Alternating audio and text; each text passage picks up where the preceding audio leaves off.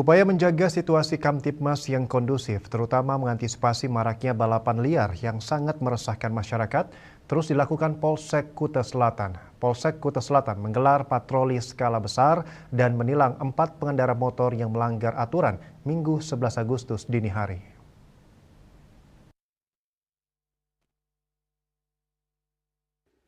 Patroli tersebut dipimpin Kapolsek Kuta Selatan Kompol Igusti Ngurah Yudhistira dan melibatkan 17 personel dari berbagai unit.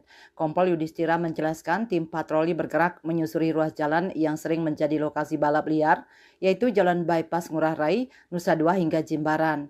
Patroli difokuskan di area jembatan panjang Jimbaran yang sering dijadikan tempat trek-trekan. 4 pengendara motor berhasil ditindak tegas karena tertangkap tangan menggunakan knalpot tidak standar serta tidak dilengkapi dengan plat nomor dan TNKB. Patroli skala besar ini merupakan bagian dari upaya Polsek Kuta Selatan untuk menjaga situasi Kamtibmas tetap aman dan kondusif. Patroli ini juga bertujuan menekan aksi kejahatan di malam hari serta mencegah balap liar yang tidak hanya membahayakan pelaku tetapi juga mengganggu dan meresahkan masyarakat luas. Kertanegara Bali Pos melaporkan.